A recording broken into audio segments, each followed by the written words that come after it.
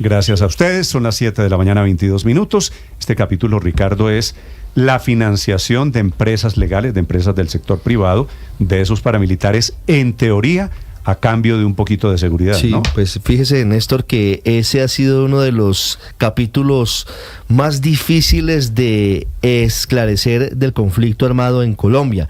Entre otras cosas porque es cierto, la responsabilidad penal es individual, pero cuando hay responsabilidad de representantes legales, le puede correr cierto tipo de vinculación a las empresas, caso Chiquita Brands. Y hay muchas dificultades para poder vincular o responsabilizar a las empresas porque también hay una doble situación. Las empresas se han defendido en muchos casos, incluso en este, por fortuna, los jueces no lo tuvieron en cuenta, sí, señalando que son víctimas, que al final las empresas dicen, nosotros éramos víctimas de los paramilitares y pagamos porque nos sentíamos amenazados. Ese es el argumento que han intentado esgrimir históricamente las empresas cuando pagan una extorsión. Claro, esa es justamente la discusión, digamos, la discusión jurídica, de si estamos frente a una extorsión o por el contrario frente a una coparticipación de un delito. Y lo que acaba de decir la justicia de los Estados Unidos es que es lo segundo. Y como lo decía Ricardo, Néstor, yo sí creo que este es el capítulo que le falta a la verdad del conflicto en Colombia, el de la participación de empresas privadas legales que resolvieron financiar a grupos a grupos ilegales, especialmente paramilitares. De eso ha habido pocas condenas, ha habido algunas actuaciones judiciales. Eso usted recuerda, Néstor, la Corte lo sacó de la JEP y lo dejó en la Fiscalía General de la Nación, y allá hay 30.000 procesos pues prácticamente metidos en un cajón. Héctor, cuando la gente oye, los terceros civiles son estos. Así es. Estaban incluidos y la Corte Constitucional los sacó y los dejó en la órbita de la Fiscalía.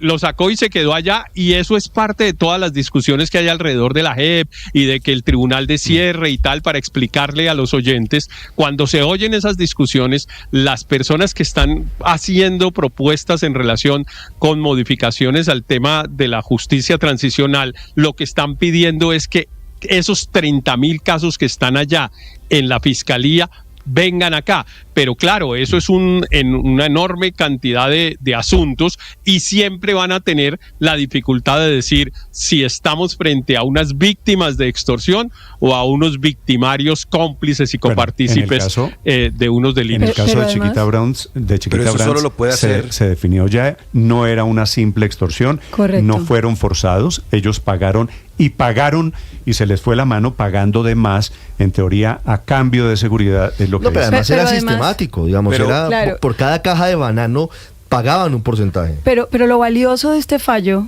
en mi opinión, es que además va más allá de decir son responsables no solamente por haber sido extorsionados, sino de haber participado, pero se repara a las víctimas. Creo que aquí el paso importantísimo en esa sentencia son los $38 millones que se le ordena pagar a las víctimas como reparación precisamente por estos daños y esta violación de derechos humanos. María Consuelo, que de esa plata los abogados se van a quedar con un porcentaje muy grande, ¿no? Seguramente, pero de todas maneras es un monto significativo. Claro, ahora, esto es una gestión de abogados que vieron aquí un negocio, convencen a las víctimas, presentemos el proceso en Estados Unidos y ganan, pues seguramente ganan unos y otros. 7:20, Esto es lo que mencionaba usted. Ese fue el punto más álgido de toda la discusión en el trámite de la JEP en el Congreso. Recordemos que el entonces fiscal general Néstor Humberto Martínez se oponía de manera radical a que se incluyeran a las empresas, porque claro, las partes del conflicto no solo son pues la guerrilla en ese caso, el Estado o los paramilitares, sino también existen otros terceros, esos terceros civiles como esta empresa Chiquita Brands, que han participado de manera directa o indirecta en fomentar el conflicto. Y para conocer esa verdad, pues era muy importante que el acuerdo de paz contemplara algunos mecanismos donde ellos fueran a rendir testimonios ante la JEP, y ese fue el punto más importante de discordia entre el fiscal Martínez, también el ex vicepresidente Germán Vargas Lleras, Cambio Radical, y lo que se tramitaba en el Congreso. Luis y qué Ernesto. Importante, esto nos deja una lección, Néstor, qué importante es que se conozca toda la verdad, también la verdad de cómo el sector privado lamentablemente ha contribuido, y qué triste que sea otra vez, como lo decía usted, Néstor, la United Fruit Company, tan infamemente célebre por la masacre de las bananeras y su participación ahí. Muchos años después repite ahora con una marquita para niños, Chiquita Brands. 7 de la mañana, bueno, Chiquita Brands no era para niños. 7 de la mañana, 28 minutos, 17 años después. Y la noticia obviamente se produce en una corte de Florida, pero tiene que ver con el grueso, con el corazón de la guerra en Colombia. Desde Washington, Juan Camilo Merlano.